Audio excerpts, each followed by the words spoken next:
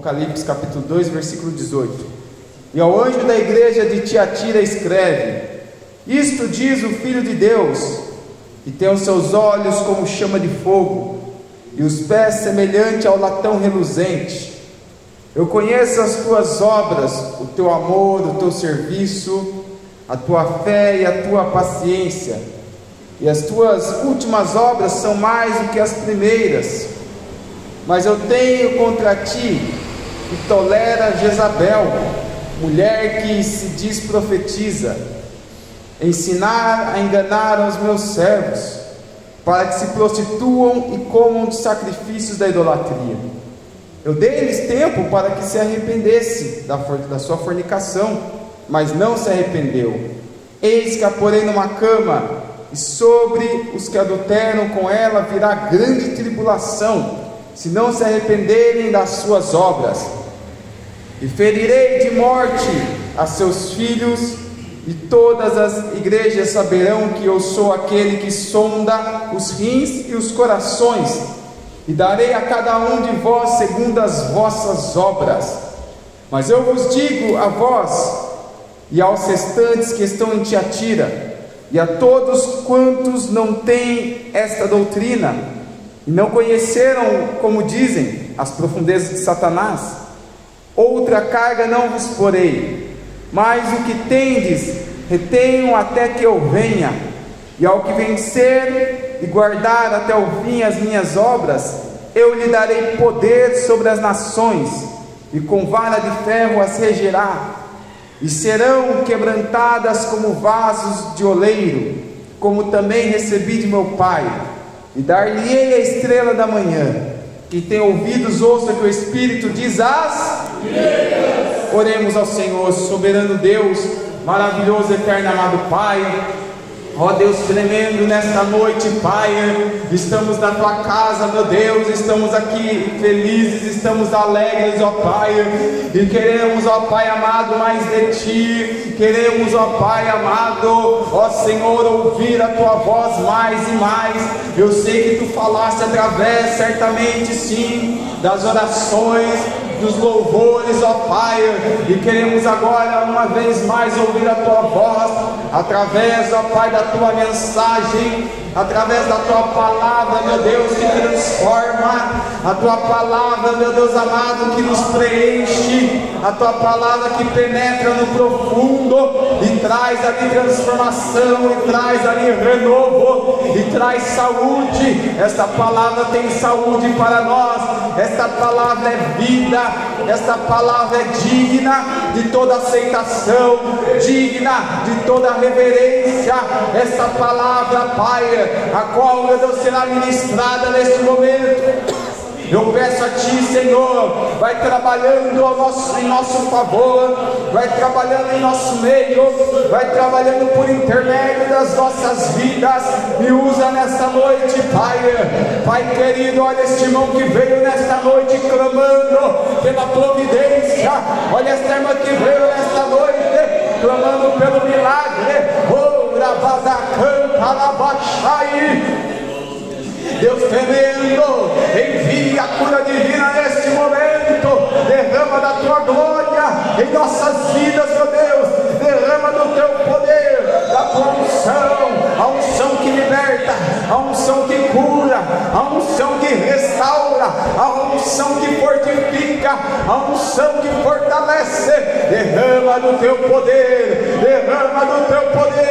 Oh glória a Deus, oh glória a Deus, oh glória a Deus, oh glória a Deus, oh glória a Deus. Ó Papai querido, estamos alegres, estamos contentes, e clamamos e chamamos pela Tua presença, e clamamos mais de Ti, Senhor. Vai conduzindo esta mensagem nesta noite, meu Deus, e confirma o grande milagre, a grande providência, em nome de Jesus. Amém, meus queridos irmãos, podem se assentar, e as palmas bem alegres para Jesus. Glória a Deus. Santo é o Senhor. Meus irmãos, abordamos nas semanas passadas, abordamos sobre a igreja de Éfeso, uma igreja que tinha muitas obras, mas faltava a questão do amor.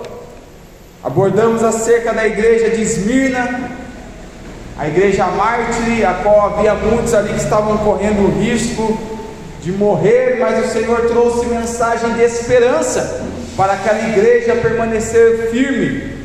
Vemos também a carta à igreja de Pérgamo, uma igreja, meus irmãos, que a cidade ali de Pérgamo tinha uma biblioteca com mais de 100.000 exemplares, uma igreja ali, né, meus irmãos, que estava num lugar que tinha tantos livros, mas era uma igreja que carecia do conhecimento da palavra de Deus, uma igreja que tinha se entregado à doutrina dos nicolaítas, a doutrina de Balaão, que eram doutrinas que ali influenciava o povo a adorar vários deuses, a ter vários ídolos, influenciava o povo à prostituição, ao pecado. E nesta noite, meus irmãos, nós estaremos aqui abordando acerca da igreja de Tiatira. Foram 7 cartas às igrejas da Ásia Menor, igrejas fundamentais.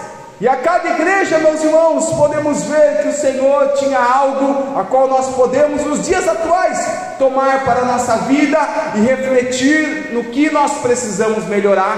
Como eu disse, a igreja de Éfeso tinha muitas obras, mas faltava o amor. Tem pessoas que fazem tanto na obra de Deus, mas já faz sem o amor.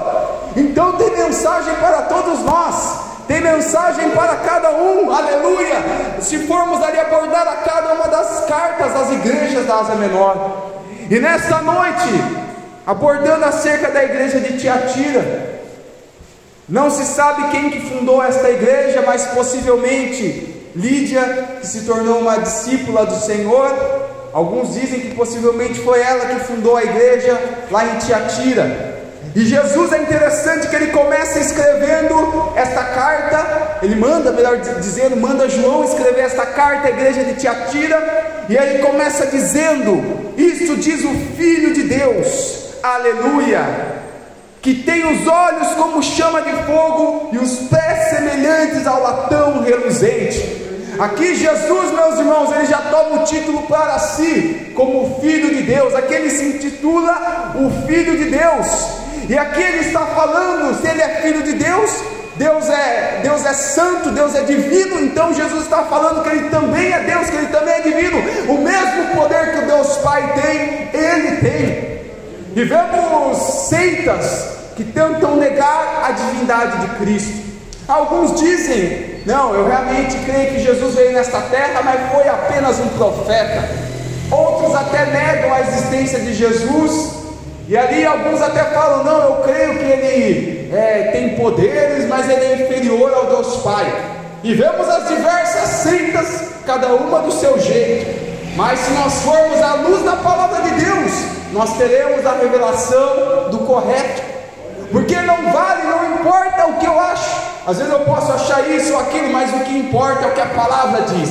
E a palavra diz que Jesus é o Filho de Deus, o próprio Deus, que se encarnou nesta terra, num corpo humano, aleluia, andou nesta terra, ali ele passou dificuldades, como assim passamos dificuldades, num corpo humano, ele teve choro, ele teve cansaço, teve fome, teve sede, assim como nós. Ele não esteve num corpo divino. Alguns dizem: não, Jesus veio nesta terra, mas era num corpo glorificado. Não, ele esteve nesta terra um corpo de carne como nós. Certa vez num barquinho, quando veio uma tempestade, quem estava dormindo lá? Jesus, porque ele sentia cansaço, sono.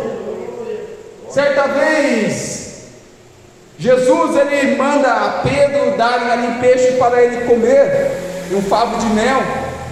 Isso aí já era após o corpo de Jesus ele ser ressuscitado.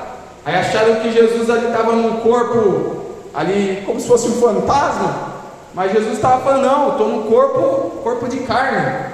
Aí ele comeu o peixe, pegou o mel também, e viram que ele comeu, se alimentou normalmente. Glória a Deus. Jesus, meus irmãos, aleluia, esteve nesta terra num corpo de carne.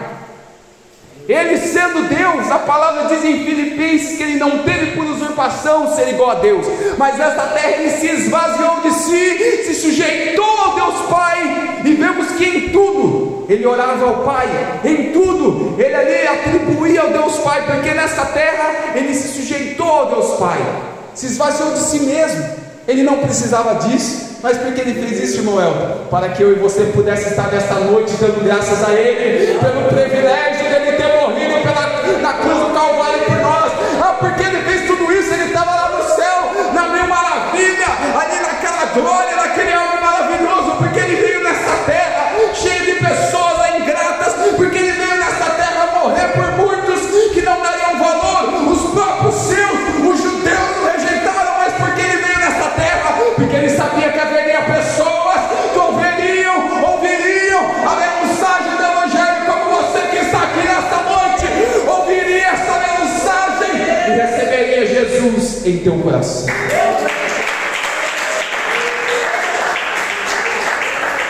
Ele tem os olhos como chama de fogo. Isso fala da onisciência de Deus. Apesar de não vermos essa palavra na Bíblia, onisciência, mas pode-se dizer acerca de um Deus que tudo vê, um Deus que tem conhecimento de tudo.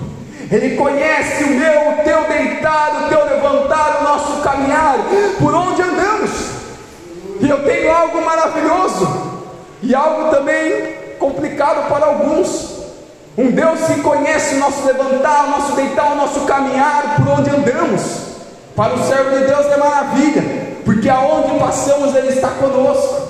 Se pensarmos, né, meus irmãos, até em momentos de dificuldade, quem já não passou um momento de dificuldade?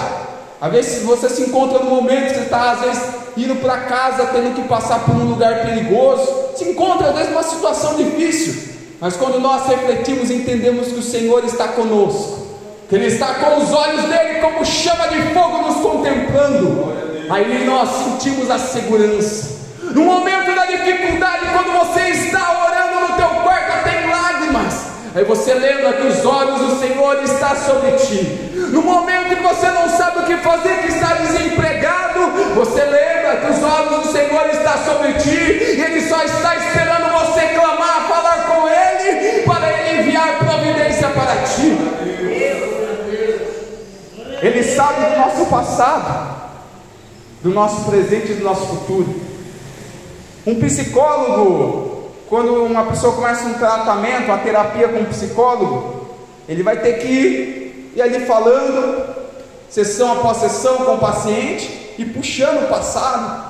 E às vezes tem coisas que o paciente ali não vai querer falar, às vezes coisas muito delicadas, e o psicólogo só vai saber o que aquela pessoa falar e se abrir.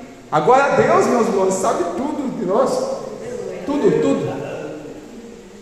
Não estou falando sendo contra psicólogo, entenda? Estou falando que Deus é o homem, às vezes o que eu falo, por exemplo, para o irmão, para a irmã, aí você só vai saber o que eu contar para ti da minha vida. Agora Deus, Ele sabe tudo. Ele sabe dos nossos traumas, sabe coisas que estão lá no passado, coisas não resolvidas, e eu venho dizer para Ele, se tem algo no teu passado não resolvido, entrega nas mãos dEle. A palavra diz, entrega o teu caminho ao Senhor, confia nele, e Ele tudo fará. Entrega nas mãos dEle, que Ele fará por ti o melhor. É na mão dEle, é nas mãos dEle. Então esse Deus conhece o nosso passado, o nosso presente e o nosso futuro. Aleluia, esse Deus é maravilhoso. Como disse Isaías, Ele é o Pai da eternidade. Um Deus que habita na eternidade e conhece, como se tivesse uma página aberta, a nossa vida diante dEle, passado, presente e futuro. Aleluia. E é maravilhoso, um Deus que conhece todo o nosso ser. E a palavra nos mostra que Ele tem o melhor para nós. A palavra nos mostra um Deus que, imagina, meus irmãos, se esse Deus conhecesse toda a nossa vida e usasse essas informações de uma forma má. Mas nós sabemos que o nosso Deus é amor, então tudo que Ele sabe da nossa vida, a palavra diz que tudo coopera para o bem daqueles que confiam nesse Deus. Então entenda, nós temos esse Deus ao nosso lado, é só vitória. Nós temos esse Deus ao nosso lado. E entenda, eu estou falando só vitória, não que você não vai passar dificuldades, mas entenda, nós temos esse Deus ao nosso lado, é termos sempre um amigo fiel a qual recorrer. Hoje o que as pessoas fazem no momento de dificuldade? Faz uma postagem lá no Instagram, no Facebook, no WhatsApp, fica desabafando aí na internet. Fica desabafando na internet.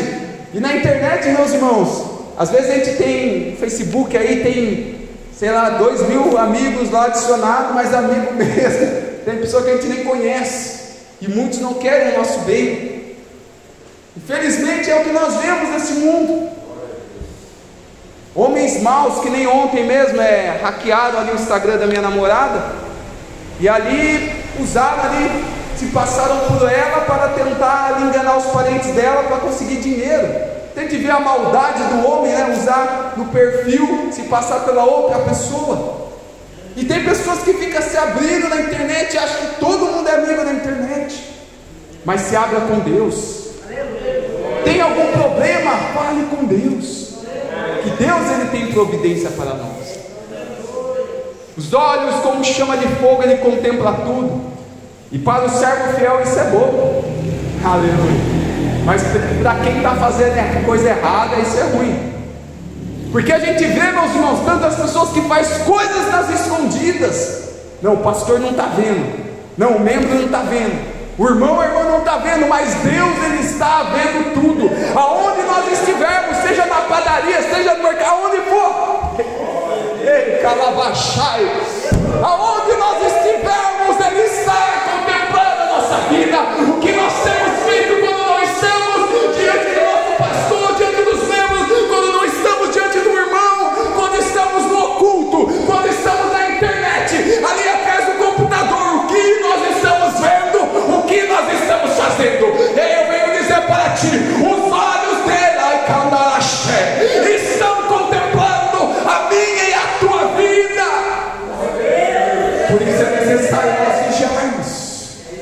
O inimigo vai te tentar no momento que você estiver sozinho. O inimigo vai lançar pensamentos, mas lembre que Deus está contemplando a tua vida com os olhos como chama de fogo. Ai, Noelton, mas eu não consigo ceder à tentação. Lembre-se que o Espírito Santo que está em tua vida, ele te dá força para vencer o pecado, ele te dá força para vencer as tentações. Ah, mas eu ainda não aceitei a Jesus, eu ainda não tenho o Espírito Santo. Então nessa noite é a noite de aceitar esse Jesus. Tem uma história de um irmão que ele sai daqui de São Paulo, vai lá para Minas. Aí chega lá em Minas Gerais, ele vai num bar. Aí ele vai pedir um refrigerante, daí ele pensa bem, nossa, era um pastor, daí ele fala, nossa, aqui tão longe, né, da minha cidade, deu uma vontade de tomar uma cachaçinha, aleluia, ninguém está vendo, estou aqui em Minas Gerais, os irmãos estão lá em São Paulo. Aí ele pega uma cachaçinha, aí o rapaz que está no balcão fala, ó, Pai do Senhor, pastor, misericórdia, de onde você conheceu? Não, eu já estive lá em São Paulo, na igreja que você vai lá. Manda paz lá para os irmãos, aleluia. Ou seja, né, meus irmãos, a pessoa foi lá em Minas Gerais e encontrou uma pessoa que conhecia ele. Tentou fazer algo em oculto, mas não deu. Mas se ninguém visse, Deus continuaria vendo. E é interessante esse negócio, que eu já ouvi até história de pessoas que foram para o Canadá, chega lá e encontra uma pessoa que morava na cidade dele. Então às vezes em outro país você encontra pessoas, né, conhecidas. Os olhos do Senhor nos contemplam. Jesus ele se apresenta a esta igreja como Filho de Deus. E é interessante que em Filipenses fala que todo o poder foi dado ao nosso Jesus.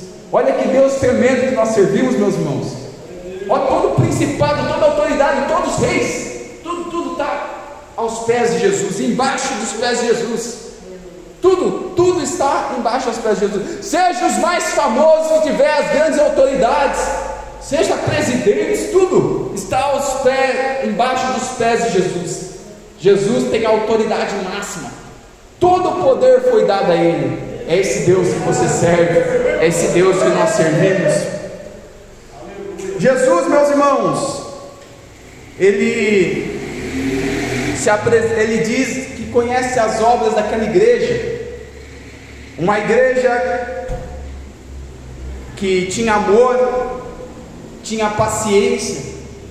É maravilhoso quando você conversa com um irmão que é paciente, né? Tem irmão que às vezes o irmão ali, você erra alguma coisinha, o irmão já fica bravo, eu não vou te ajudar não, né? Tem gente que não é paciente, né? Mas aqui fala de uma igreja paciente, uma igreja que tinha um amor, e Jesus se agradou disso da igreja, assim como Ele se agrada em cada coisa boa que nós fazemos. Só que quando Ele toca numa coisa que precisamos melhorar, às vezes nós fechamos a cara. Eu lembro que certa vez numa vigília, o Espírito Santo usou o servo dele para revelar ali que eu precisava, né, me lançar mais, buscar mais em oração, que eu queria fazer algo de Deus, mas eu não queria, né, buscar mais. Aí a gente recebe a repreensão e fecha a cara, mas a gente precisa receber a repreensão para melhorar.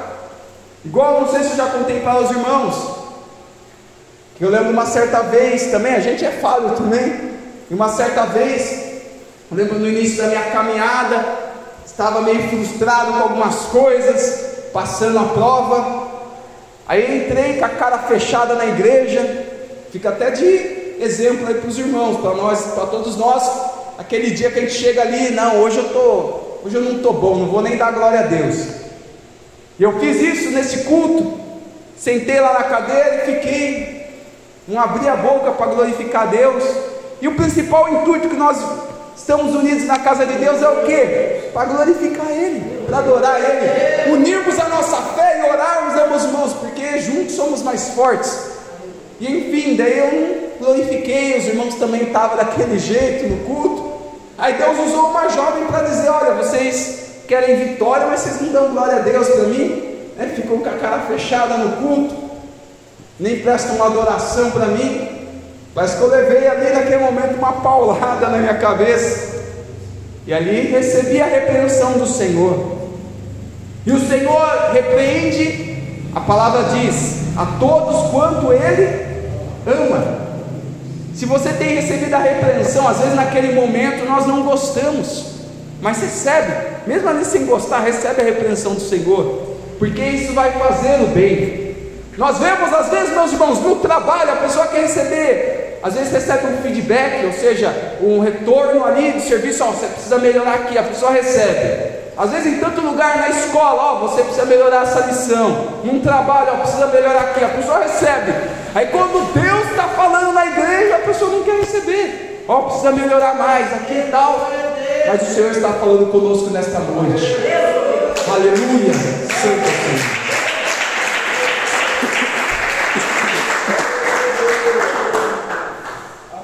E era uma igreja que tinha amor. O que faltava na igreja de Éfeso, essa igreja tinha até demais. Essa igreja tinha um amor tão grande. Se for ver lá no livro de Coríntios, a qual Paulo fala sobre o amor, que o amor não trata com leviandade, o amor não é fingido, o amor é puro.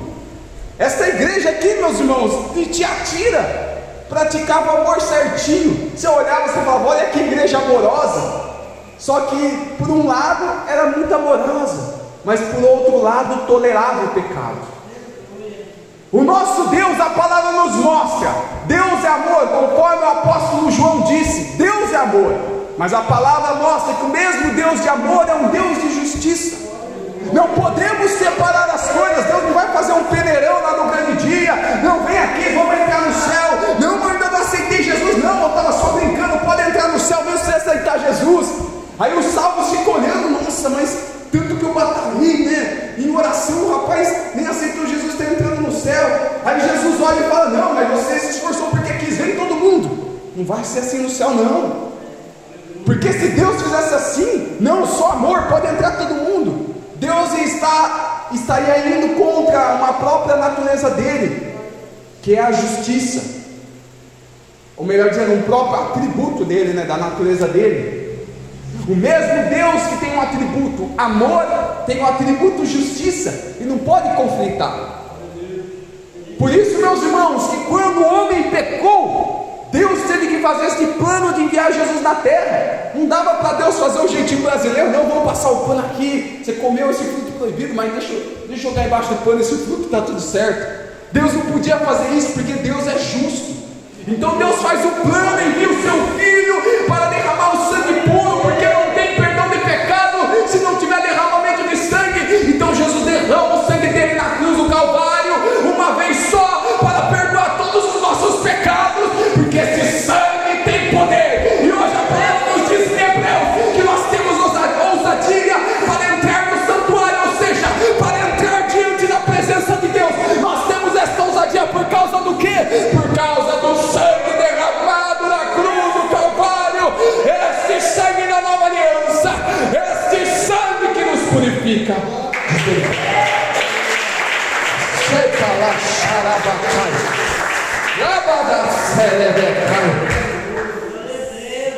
É lindo, meus irmãos. Às vezes, tem pessoas que não entendem, não é porque Deus veio e morreu aqui na terra, porque Ele podia fazer de outro jeito. Não, Deus fez tudo certinho, da forma correta, sem infringir a tua justiça. E Deus continuou sendo um Deus de amor, e aplicou da tua justiça. E a palavra vai nos mostrar que esse Deus, Ele continua o mesmo. Esse Deus não muda, e jamais mudará. Isso também é algo bom para nós, É algo que nos traz descanso. Imagina se Deus mudasse. Hoje a palavra está dizendo que quem aceitar Jesus, permanecer até o fim, vai ser salvo. Imagina, Deus muda. É aquela pessoa que nem criança, que hoje quer uma coisa, amanhã já quer outra. Não quero mais isso. Imagina se Deus mudasse. Não quero mais salvar a humanidade, não. O que seria de nós? Mas Deus não muda. Pode confiar nesta mensagem, Ele tem um céu preparado para nós. Pode confiar nessa mensagem que Ele prometeu. Continua, aleluia, as mesmas promessas, porque este Deus não muda. Então Deus repreendeu essa igreja, porque ela tolerava Jezabel. Ô irmão Elton, mas Jezabel está lá no Antigo Testamento. O que a Jezabel está fazendo aqui em Apocalipse? Não era a mesma Jezabel, mas era uma moça que seguia na mesma doutrina de Jezabel. Quem foi Jezabel? Esposa do rei Acabe, um rei que viveu na época que o Israel estava dividido, reino norte e reino sul. O reino sul era o reino de Judá, e no reino norte o reino de Israel. 10 tribos no reino de Israel e 2 tribos no reino de Judá. Acabe reinou no reino de Israel, no reino norte. Só que Acabe ele não mandava nada, a mulher dele mandava mais que ele. E a palavra nos mostra que Jezabel fez o povo de Israel se corromper e adorar a Baal. Baal, que era um deus pagão. Deixaram de adorar o Deus que os livrou de Faraó, que abriu o mar vermelho. Ela fez o povo deixar de adorar o Deus vivo, o Deus que eu estou pregando nesta noite, para seguirem a Baal. E ela até levantou os sacerdotes para trazer sacrifícios para Baal. Esta era Jezabel, uma mulher perversa, que matava os profetas de Deus, que perseguia os profetas de Deus, que até tentou matar também o profeta Elias, mas não conseguiu, porque Deus não deixou. E aqui em Apocalipse, havia na igreja de Tiatira uma pessoa que seguia a mesma linha de Jezabel, fazia o povo se corromper, adorar outros deuses, comer sacrifícios feitos a ídolos. E Deus estava falando à igreja: vocês têm amor, mas vocês estão deixando o pecado entrar. É algo, meus irmãos, que nós temos que ter bem na nossa mente. Como eu disse, as igrejas aqui do Apocalipse se encaixam nas igrejas de hoje em dia. E vemos igrejas, falando de uma forma geral, não uma placa de igreja ou outra, vemos de uma forma geral. Tem lugar que a pessoa prega só amor, amor. E agora, na hora que fala da repreensão, na hora que fala da necessidade necessidade da santificação, aí as pessoas dizem o quê? Olha lá, está julgando, está julgando. Fala contra o pecado, olha, está julgando. Vemos, meus irmãos, uma geração que estamos vivendo de facilidade. As pessoas não querem ouvir a verdade, e ainda ouvindo palavras, você vai vencer, toma aqui, deixa, passando a mão na cabeça e levando a pessoa, ainda comete o pecado. Porque, aleluias, não é a doutrina que vai tirar ninguém da igreja, não é a mensagem do Senhor, não. Jesus, ele pregava a mensagem, aleluias, a multidão ouvia, a multidão recebia, a multidão, muitos se convertiam, porque a palavra do Senhor tem poder, seja pregar Apocalipse, seja em pregar Mateus, Lucas, João, Atos, Romanos, Coríntios, Gálatas, Efésios, aonde pregar a palavra de Deus tem transformação, porque esta palavra foi inspirada pelo Espírito Santo, e quando abrimos e lemos esta mensagem, é o próprio Deus falando conosco.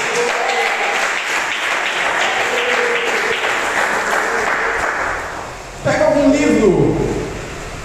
livro aí secular para ler, algum livro que não, melhor dizendo, vou arrumar uma frase, algum livro que não seja a Bíblia. Tem livros bons, porque tarde o pleno avivamento, por exemplo, livros de servos de Deus, o pastor Hernandes também, tem vários livros maravilhosos. Mas ali depois vamos pegar alguém que está vivo ainda, o pastor Hernandes Dias Lopes.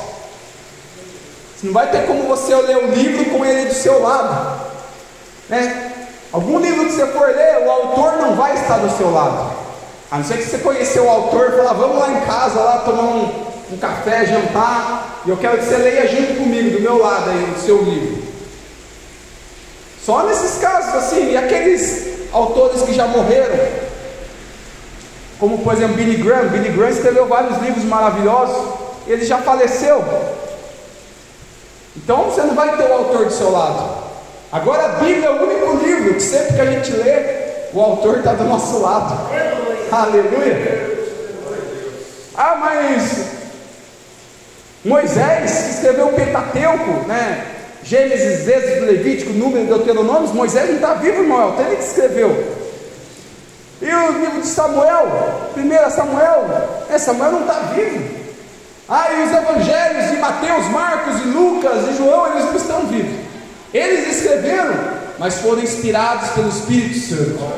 E o Espírito Santo, nosso Deus, que é o autor, ele está conosco todos os dias. Seja ali no teu intervalo no trabalho que você abre a Bíblia, você está lendo, o Senhor está do teu lado. Seja ali na tua casa, no teu quarto, ou no teu cantinho ali que tu faz o teu devocional, Deus está ali contigo. Seja aqui na igreja, Deus está conosco. O autor deste livro, da Bíblia Sagrada, ele está conosco.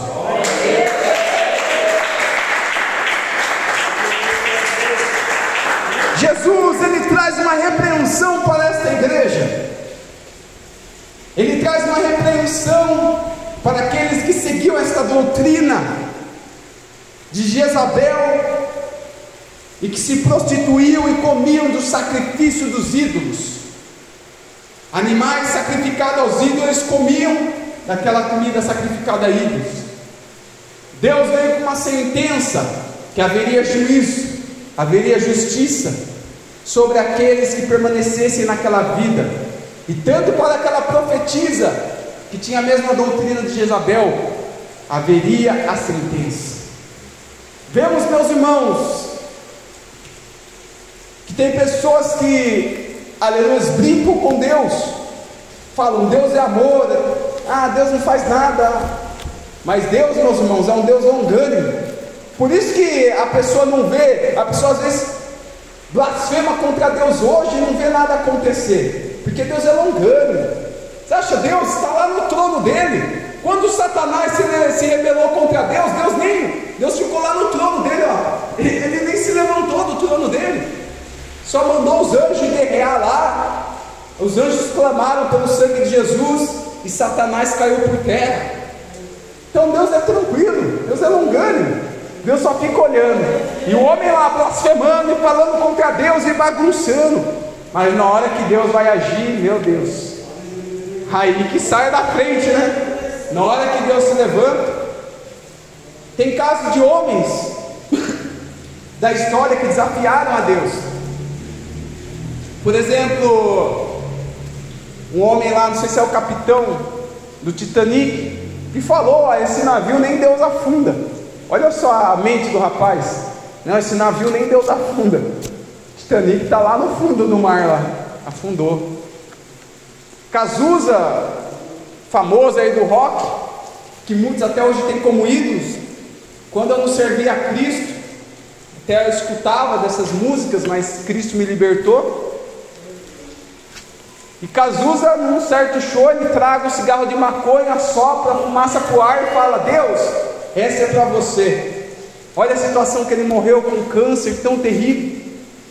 E vemos pessoas, meus irmãos, que desafiam. Um youtuber recentemente desafiou a Deus, falou que o diabo era mais bonzinho do que Deus. Olha que blasfêmia. Aí depois não sei que doença deu nele, perdeu os inscritos, perdeu o público dele. Porque quando o homem está na fama, a cabeça do homem vai lá nas nuvens. Não, agora eu sou um semideus, o que eu falo, tem pessoas que me ouvem. Eu posto um vídeo, tem 100 mil visualizações, agora eu já sou um Deus. O homem se engrandece todo, enche o peito, né? Começa a ganhar dinheiro, consegue comprar uma casa melhor, e tem ali, daí já começa a loucura, achar que é maior do que Deus, começa a blasfemar, falar que o diabo é mais bonzinho que Deus. Mas ali veio a sentença de Deus sobre a vida daquele homem. E nós fazemos o que? Oramos para Deus ter misericórdia dessas almas, dos que estão na terra, né? Porque o que partiu só resta julgamento. John Lennon também disse: os Beatles é mais famoso que Jesus. John Lennon morreu o quê? Assassinado pelo próprio fã. Isso é motivo para se alegrar? Não. Motivo de tristeza de ver como a humanidade é cega, e muitos vão seguindo esses ídolos, fazem desses homens ídolos, e vão seguindo, meus irmãos, esse curso, adorando mais a criatura do que o Criador. Mas nesta noite eu creio que aqui tem um povo que só adora a Deus, um povo que não negocia adoração, um povo que tem amor, mas também não tolera o pecado, também não tolera a Jezabel, um povo que vai morar no céu.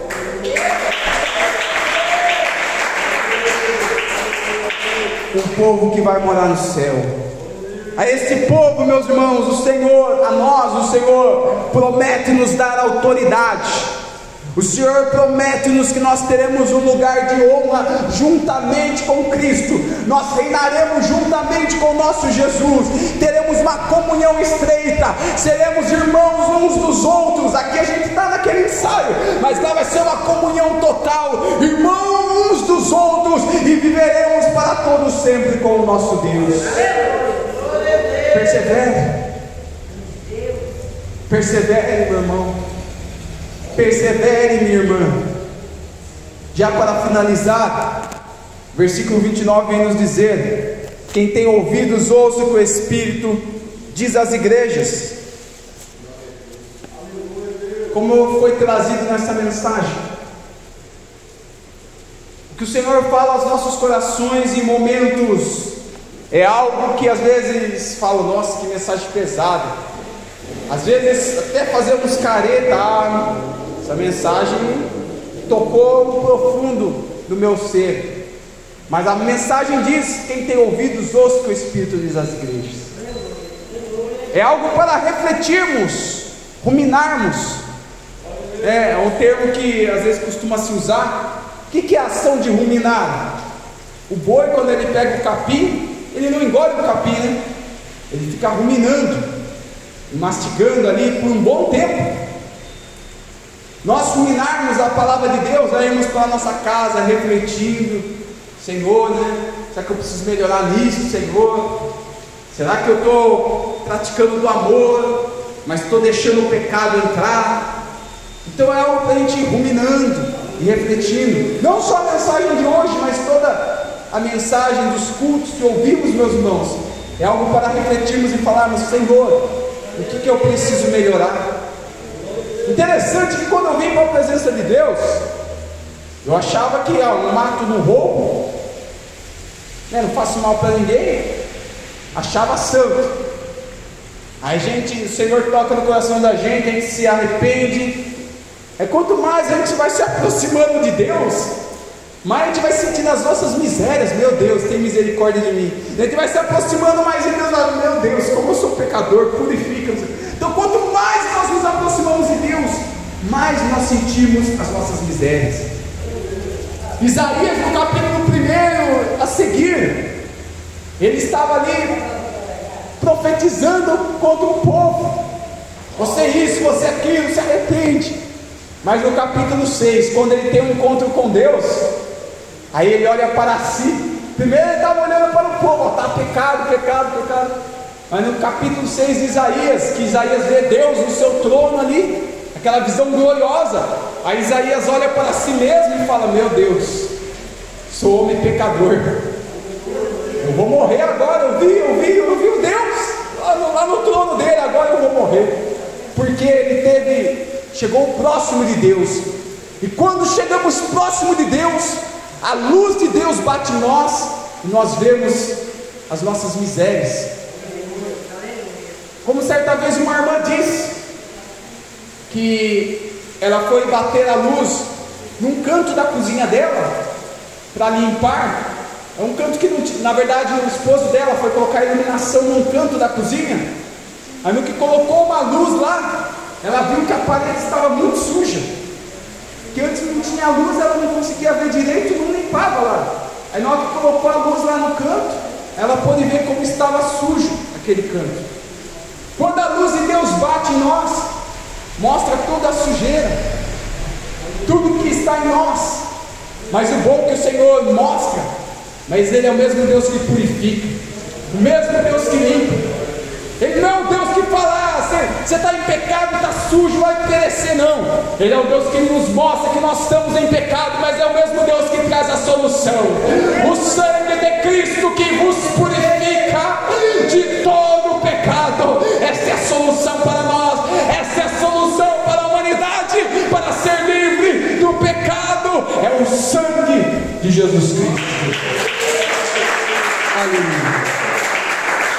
Que o Senhor fale mais em cada coração, meus irmãos.